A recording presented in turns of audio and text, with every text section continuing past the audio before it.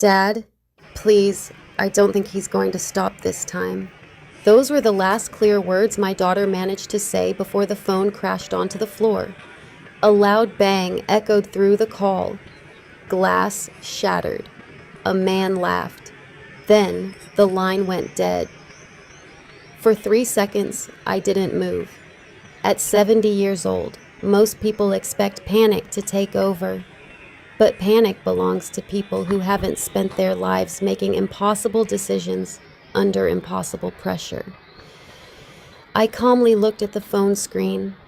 The call had lasted only 26 seconds. That was all I needed. 15 minutes later, my son-in-law, Ryan Mitchell, was lying face down on his own living room floor, screaming that I was trying to kill him. 2 police officers burst through the front door with their weapons drawn. Neither of them pointed their guns at me. Instead, they stared silently as I kept Ryan completely under control without throwing another punch. One officer frowned. He looked at the way my hands were positioned, the way I stayed calm, the way I watched every doorway in the room without turning my head. Finally, he asked one quiet question. "Sir, were you military?" I looked at him for a second before answering. "I retired a long time ago." That was all I said. I didn't mention the classified missions. I didn't mention the years spent hunting men most people only read about in newspapers. And I definitely didn't mention why the government still sent me a birthday card every year. Some parts of your life stay buried for a reason. Ryan never imagined the quiet old man he mocked at every family dinner had once been one of the most feared operators in the country. He was about to learn that lesson the hard way.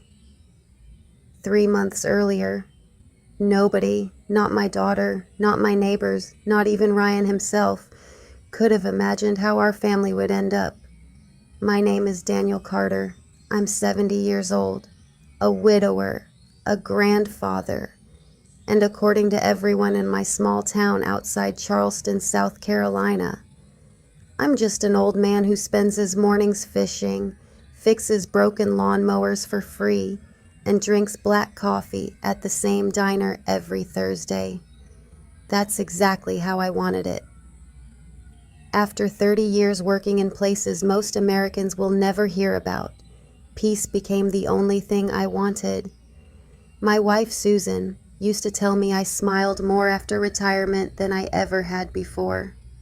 She was right, until cancer took her away 8 years ago.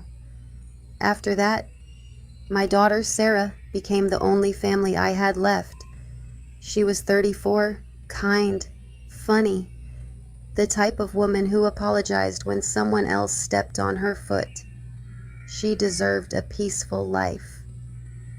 When she introduced me to Ryan 5 years ago, I tried my best to welcome him. Ryan was handsome, successful, confident. He sold luxury homes and loved telling everyone exactly how successful he was. He shook my hand firmly the first time we met. "I've heard a lot about you, Mr. Carter. I hope only the good things." He laughed. Sarah laughed too. Everything seemed normal. At least, that's what I wanted to believe. The first crack appeared 6 months after the wedding. We were celebrating Sarah's birthday at a waterfront restaurant. The waiter accidentally brought Ryan the wrong steak. Before anyone could apologize, Ryan slammed his hand on the table. "How hard is it to do your job?" The entire restaurant turned to look. The young waiter couldn't have been older than 19. He apologized 3 times. Ryan wasn't finished. He kept humiliating the kid until the manager came over. Sarah quietly touched Ryan's arm. "Please, it's okay." Ryan jerked his arm away. "I'm handling it." She immediately went silent.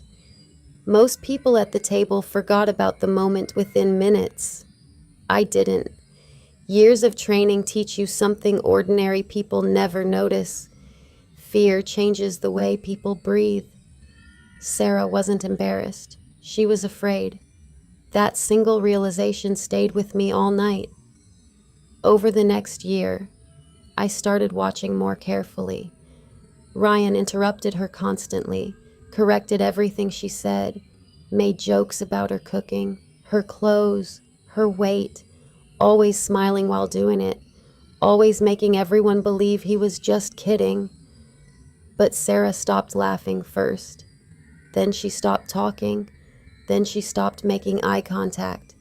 Little changes, tiny signals, the kind most fathers miss. One Sunday afternoon, they came over for barbecue. Ryan had already finished half a bottle of whiskey before arriving. He walked into my backyard carrying expensive sunglasses and even more expensive confidence. "You still driving that old pickup, Dan?" He laughed. "It still gets me where I need to go." He smirked. "I could sell you a real truck." "I like mine." He rolled his eyes. "You military guys are all the same." I simply smiled. He looked around at everyone sitting in the backyard. "You know what's funny?" Nobody answered. I've never heard Daniel tell one exciting story about his military career. I've never heard Daniel tell one exciting story about his military career. Sarah looked uncomfortable. "Dad doesn't like talking about it." Ryan laughed loudly. "Probably because there isn't much to tell." Everyone became quiet. He pointed his beer bottle toward me. "What did you do? Push paperwork?" A few nervous laughs escaped from the neighbors. I looked at Ryan. "I had a desk now and then." He grinned proudly. "I knew it.